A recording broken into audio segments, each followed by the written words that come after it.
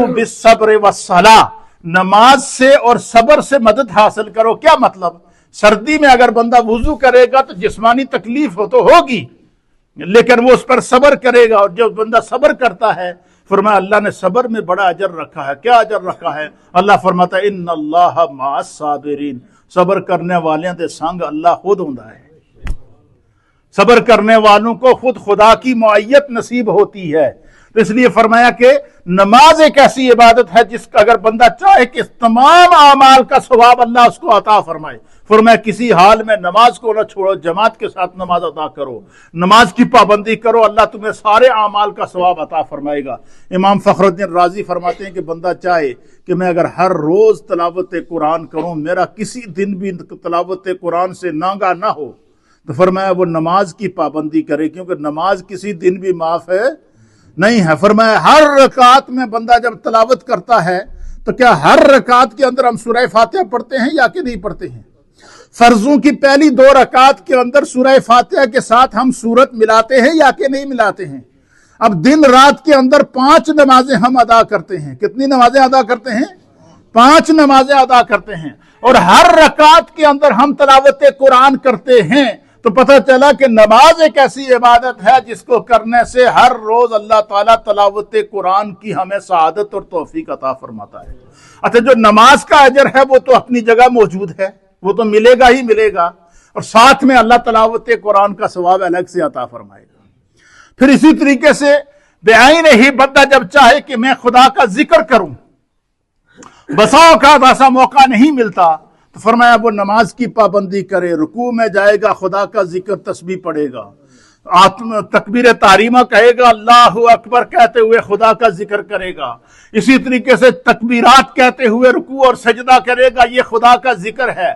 फिर इसी तरीके से फरमाया कि बंदा चाहे कि मैं नबी अलैहिस्सलातु वस्सलाम पर सलातो सलाम भेजूं, तो फरमाया कि नमाज में अत्तहियात अल्लाह ने रखा है। जब हम अत्तहियातु लिल्लाहि वस्सलावातु वत्तय्यिबात पढ़ते हैं तो अत्तहियात के इब्तिदाई अल्फाज जो है ये अल्लाह ताला की हम्द और तौसीफ है, उसकी पाकीज़गी बयान करते हैं।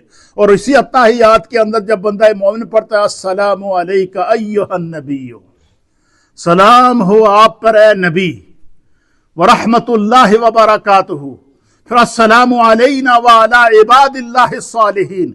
तो अत्तहियात के अंदर अल्लाह की पाकी भी बयान होती है, नबी अलैहिस्सलातु वस्सलाम पर दुरूद व सलाम भी पढ़ा जाता है। फिर उसके फौरन बाद हम दुरूद इब्राहिमी पढ़ते हैं, ये भी दुरूद है।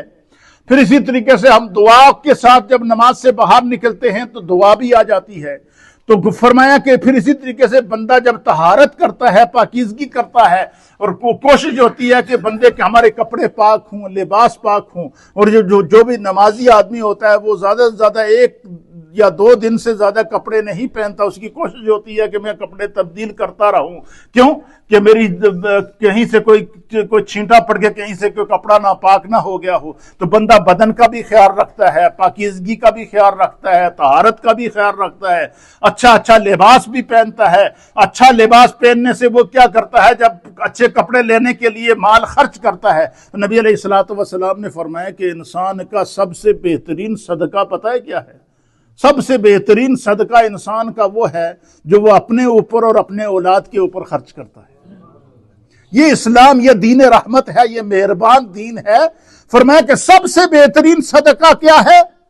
सबसे बेहतरीन सदका वो है कि इंसान क्या करे, जो रकम अपने ऊपर खर्च करता है या अपनी औलाद के ऊपर खर्च करता है, रिज़्क़ हलाल कमाकर अपनी औलाद के लिए खाने पीने का और चीजों का एहतमाम करता है। फरमाया ये सबसे बेहतरीन खर्च वो है जिसका अल्लाह ताला उसे हर रोज सदका करने का सवाब अता फरमाएगा। अच्छा, अब नमाज अदा की तो हमने नए कपड़े पहने, अच्छे कपड़े खरीदे, उसके लिए एहतमाम और इंसराम किया, तो कपड़े खरीदने में रकम खर्च होती है या नहीं होती? होती है ना। इसीलिए फरमाया कि जब बंदे को कहीं भूख लगी हुई हो, खाना हाजिर हो, तो हुजूर ने फरमाया कि पहले खाना खा लो, क्योंकि जब नमाज के लिए खड़े हो जाओ तो ऐसा ना हो कि सोच उठी पई हुए पता नहीं ठंडा हो गया या कि नहीं, यार जड़े पीछे रह गए वो पीछे मका ही ना छोड़न। इसलिए फरमाया कि जब नमाज के लिए खड़े हो जाओ तो ज़हन को, तसव्वुर को, तखय्युल को अपने रब की बारगाह में इस तरह हाजिर रखो کہ انسان یہ کہ اس کا جسم بھی نماز پڑھے، اس کی نگاہ بھی نماز پڑھے. اس لیے فرمایا کہ جب نماز کے لیے قیام کرو تو نظر کو سجدے کی جگہ پہ رکھو تاکہ آگے پیچھے کو نظر نہ گھومے. آگے پیچھے گھومے گی تو خیال آئے گا، تصور آئے گا. رکوع میں جاؤ تو فرمایا پاؤں کے انگوٹھوں کے اوپر نظر رکھو.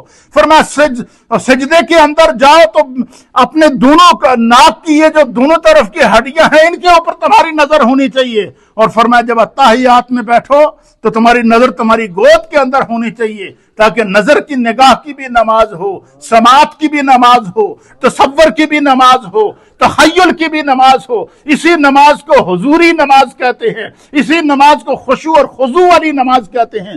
فرمایا جب بندہ ایک نماز ادا کرتا ہے تو اللہ تعالیٰ اسے صدقہ کرنے کا ثواب بھی عطا فرماتا ہے. جب بندہ نماز ادا کرتا ہے تو اللہ تعالیٰ اسے تلاوت قرآن کا ثواب بھی عطا فرماتا ہے ہر رکعت کے اندر. اور جب بندہ نماز ادا کرتا ہے تو اللہ تعالیٰ اس کو پاکیزگی اور طہارت کا، نبی علیہ الصلوۃ والسلام نے فرمایا طہور شطر الایمان، حضور نے فرمایا کہ صفائی ایمان کا حصہ ہے. اور دوسری روایت میں حضور نے فرمایا کہ الطہور نصف الایمان، فرمایا کہ نماز نصف ایمان ہے. فرمایا کہ جب بندہ پاکیزہ ہوتا ہے، وضو کرتا ہے، غسل کرتا ہے اور پھر اللہ کی بارگاہ کے اندر کھڑا ہوتا ہے تو فرمایا کہ اللہ تعالیٰ پاکیزہ لوگوں کو، طیب لوگوں کو، طہارت رکھنے والوں کو بہت پسند کرتا ہے. اللہ تعالیٰ طہارت کرنے والوں کو کیا کرتا ہے؟ پاکیزہ رہنے والوں کو کیا کرتا ہے؟ پسند کرتا ہے. اسی لیے نماز کے لیے جگہ کا پاک ہونا شرط ہے، نماز کے لیے لباس کا پاک ہونا شرط ہے، نماز کے لیے جسم کا پاک ہونا شرط ہے.